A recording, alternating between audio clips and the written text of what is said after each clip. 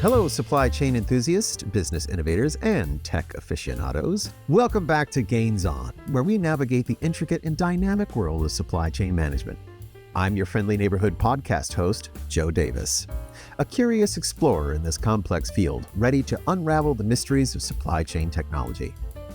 In today's episode, we'll journey through the world of Gains' distinct architecture to discover how it empowers its customers, transforming challenges into opportunities.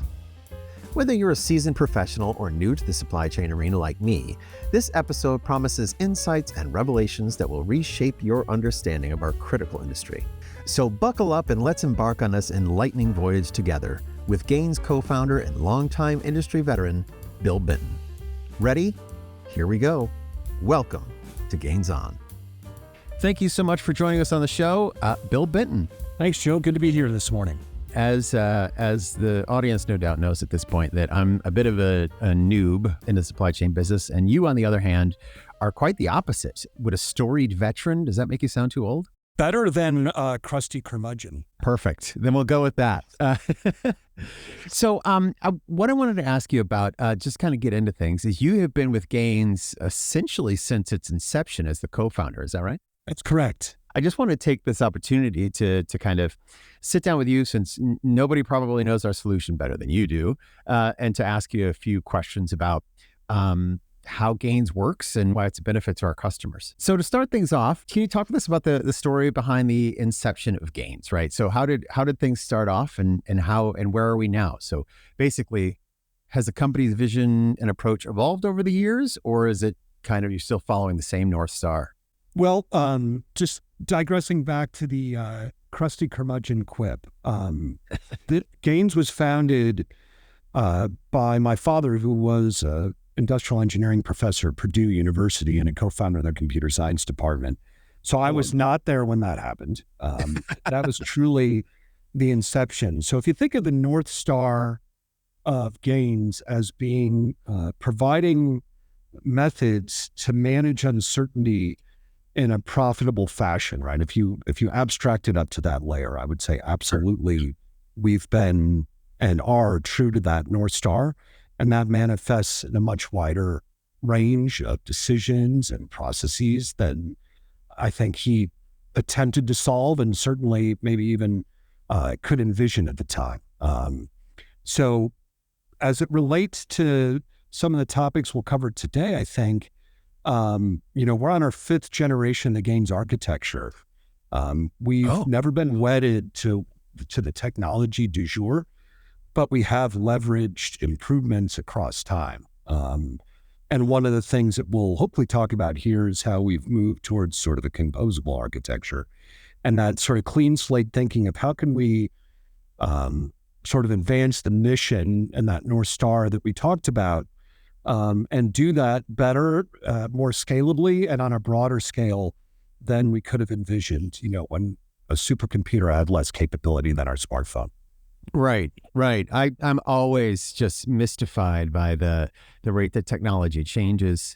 When I think about this being the fifth version of the Gains architecture, it seems to me that we're conscious of using new technology when we think it sort of helps us out, right? But it's not just using new technology for the sake of using new technology to say, hey, we have the latest and greatest, right? It's sort of the technology that we use supports that sort of North Star, if you will, that's sort of our mission. Yeah, and I think, we frame things as solutions chasing a problem. So you see a lot of hype around AI everywhere. Some of it's hemp, some of it's hype, so to speak. Right. And other times it's seeking solutions for a problem. And our view is we start with a problem and seek a solution, and often new technology enables solving that better, faster, and or on a larger scale. Right. Sometimes it doesn't, right? So we're not using technology for technology's sake, but we're leveraging it when it helps us seek a better solution to a problem. Right. I love that. The solution in search of a problem. I have seen that a lot, and I've never been able to articulate it that well, but that makes perfect sense. So in talking about the Gains architecture, so could you kind of describe the unique architecture of the Gains solution? I don't want to give away any of our trade secrets, of course, but just an idea as to what Gains does that makes it so effective. Yeah, I would say, our tagline, and I'm not a marketing expert, I'm a decision scientist, but I do think it has meaning, which is move forward faster. Right. And that's empowered/enabled by the fact that the Gains architecture is composable. So people have heard the term digital transformation and other lofty terms, and those have some meaning, but those often result in arduous processes with either delayed or partially or unfulfilled benefits and objectives. So what composability allows is the ability to move at speed. And one of the key benefit of that is rather than rip and replace existing systems, our architecture allows us to make high impact improvements quickly. And it can be things as, let's say, spot oriented, so a spot solution, so to speak, as how do we better predict lead time? So people that import finished goods or raw materials or other products, the single parameter that's probably the most important in their whole planning process and their ability to provide goods on time and at a sustainable profit is whether their lead time prediction is accurate. If they think it's going to take 16 weeks and it takes 8, they have a bunch of surplus and that's not affordable. And conversely, if they think it's going to take 8 and it takes 16, they're running out of product and losing sales or shipping things by air freight that's really expensive. So nobody would have ever thought about, geez, what I really need to do is just have machine learning for predicting lead time.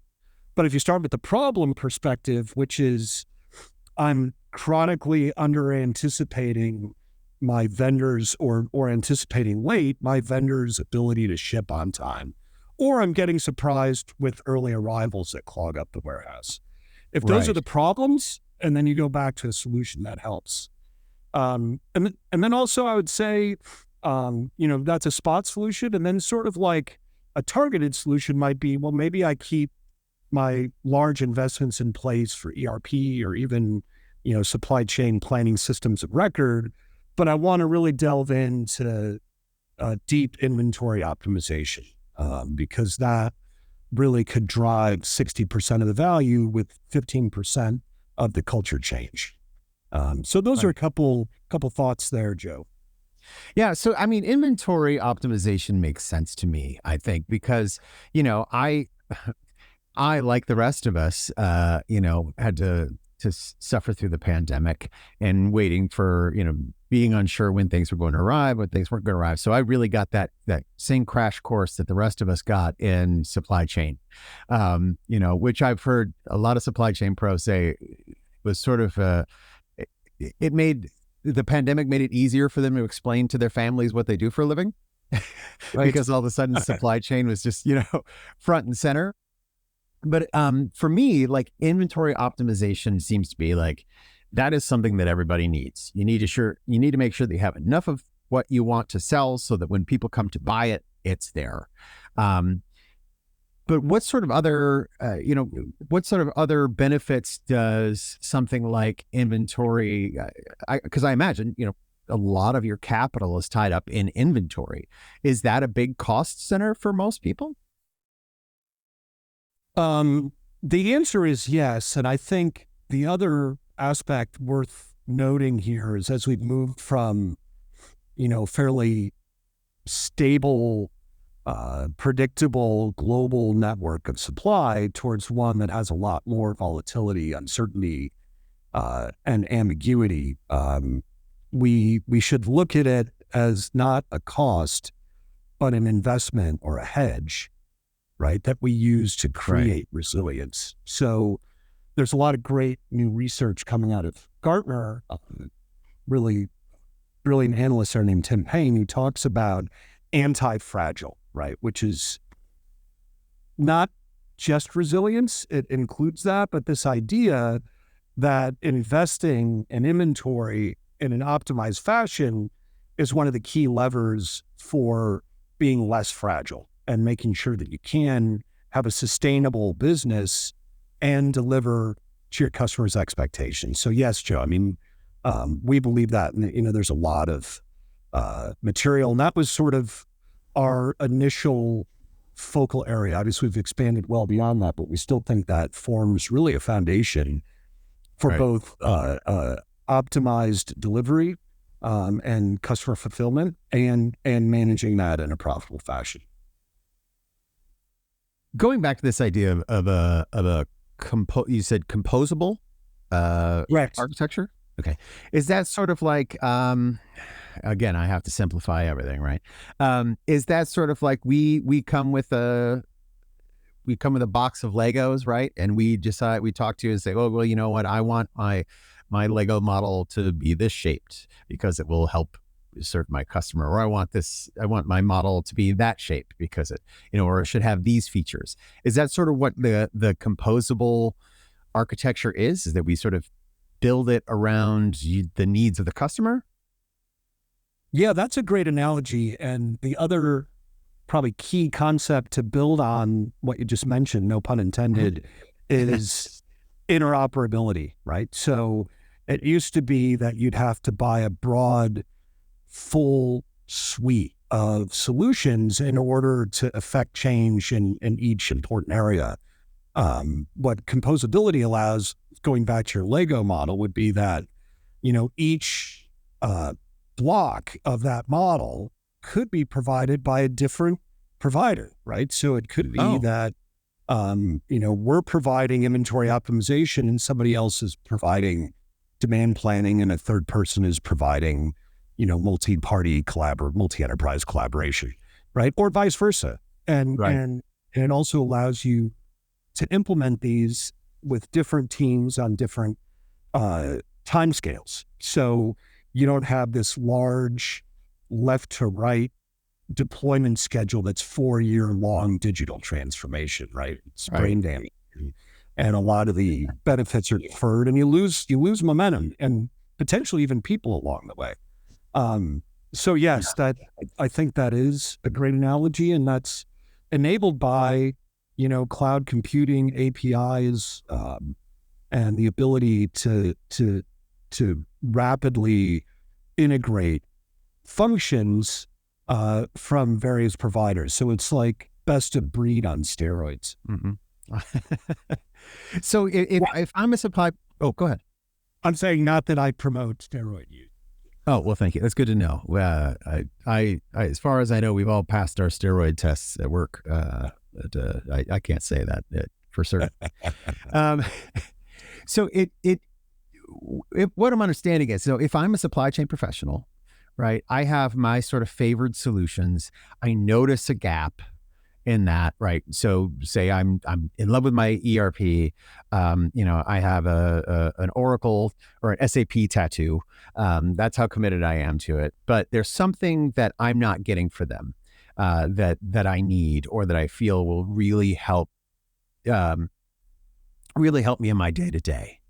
So are you saying that, you can still have your ERP and all the functions and everything, the tools, whatever, but you could also bring in gains to, since we're talking about inventory, I can use gains to kind of plug that into my ERP solution and get all of the amazing sort of capabilities of gains, but still have it wrapped in that ERP package or my current suite? Absolutely. And I would say, look, this has been around for a while, and they called it interfacing. Then they called it integration, but all of those were heavier lifts with a lot of IT resources required. And those are scarce resources in a lot of enterprises, particularly enterprises that are, not extra large, but medium or even medium large, right? Which is the vast majority of enterprises out there. There's 10 times as many of those as there are the well-known, Fortune 500 that we would recognize. So we were talking about these people with complex problems that need these composable solutions quickly, they often couldn't leverage best of breed because of IT limitations. And when you get into the extra large corporations, same issue, right? You still have a shortage, even if they are doing a wider portfolio project. So we think that that's key, is making it feasible and quick, right? And that's probably if you think of like, that was then was interfacing, integration, big projects. What is now is quick, easily deployable, pays for itself. Is that sort of a byproduct of the technology that we're seeing? Is that it used to be, if you're going to bring in a software solution to solve a supply chain problem, you need to tear everything out and put in this new solution and get as close as you can to the right solution for you. Or is that because the technology has advanced in such a way that now you can say, hey, I want to take a more a la carte approach to supply chain management. I want to use this solution from this person and this solution from that person. Is that accurate? Yeah, I would say it's that. So the technology architecture, but also, and perhaps as importantly, it's a culture shift. So as we've moved to more cloud-based solution provisioning, right? We've moved away from this, I need my ERP to do everything. I need one huge monolithic solution that provides every function, because, integration trumps capability. And now that, integration risks have decreased by an order of magnitude, you can compose solutions from different solution providers in a way that gives you the best fit. And that cultural mindset, it's not prevalent yet, but it should be, right? And it is, and it does exist. And I think it's becoming more prevalent, but there's still a little bit of the, I would say, slightly lagging perspective that, the real risk is integration and we need a single solution provider. And we're clearly not in that camp. So was that sort of the traditional, when we think about traditional supply chains, traditional supply chain philosophy, traditional supply chain solutions, we tend to think big, like monolithic solutions. My supply chain is one monolithic piece. I go to this supplier, I go to this manufacturer, I get my items, I sell them to these people, and that's my business, right?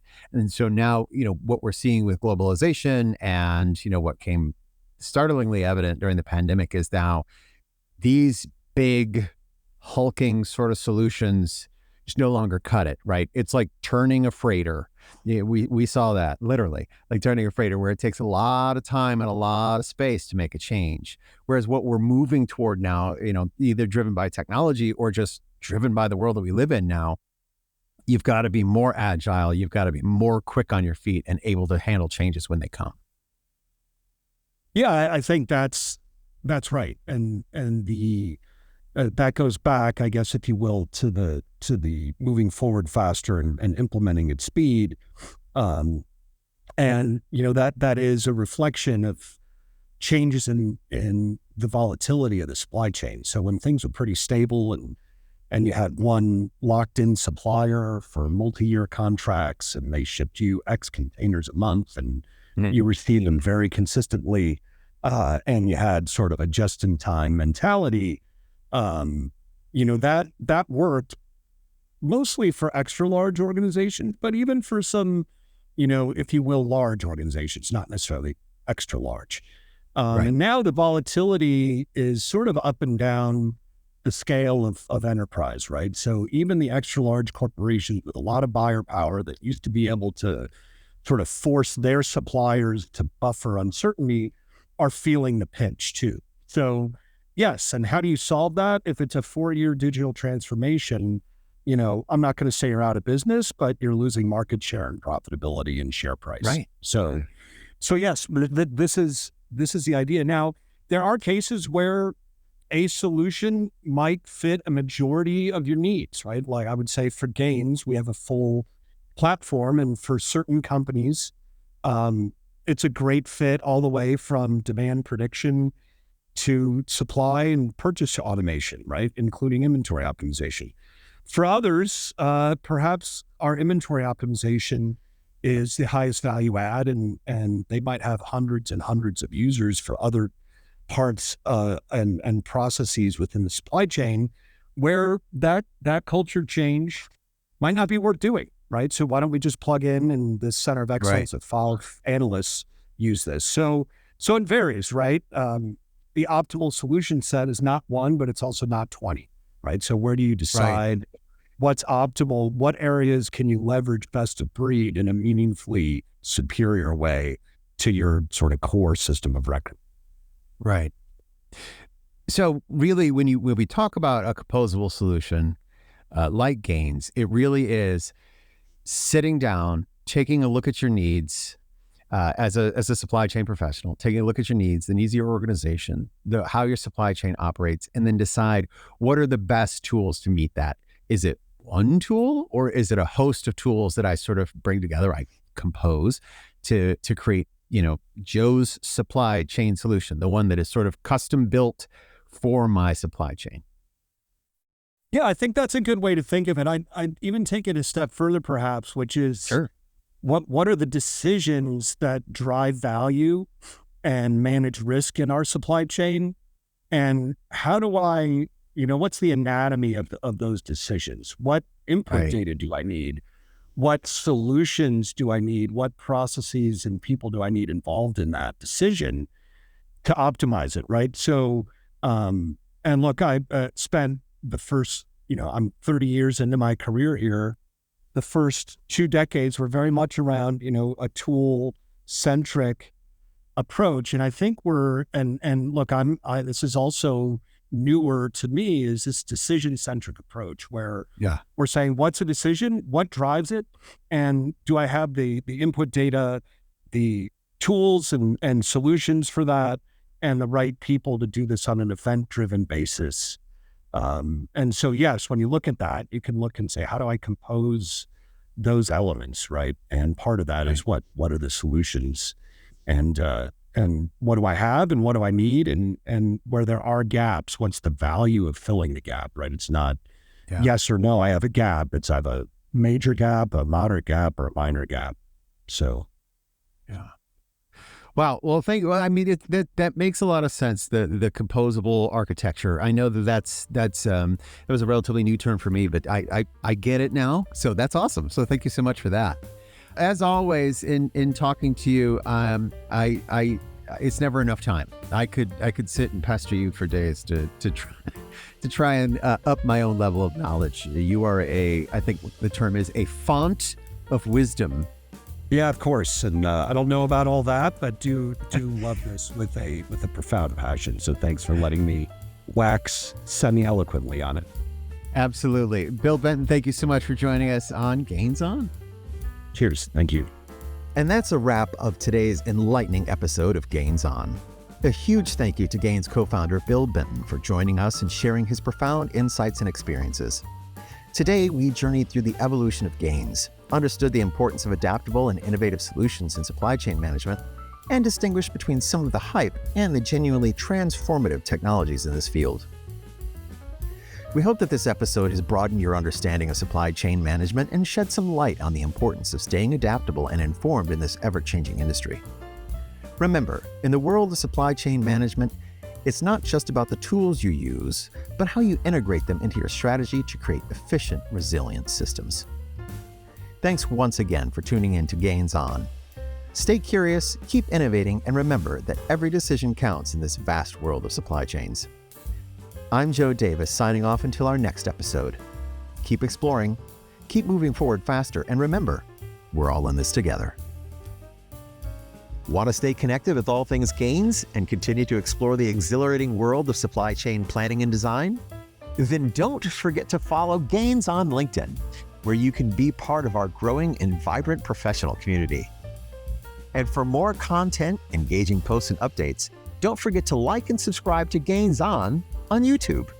Trust us, you won't want to miss what we're sharing. If today's podcast episode left you hungry for even more insights, we've got you covered.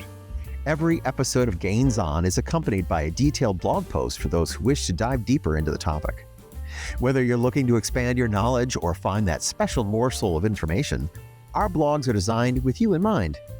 Visit gainsystems.com for more. All the links you need can be found in the description below. Thanks once again for tuning into Gains On, and remember, we're here to help you decode the world of supply chains, one episode at a time.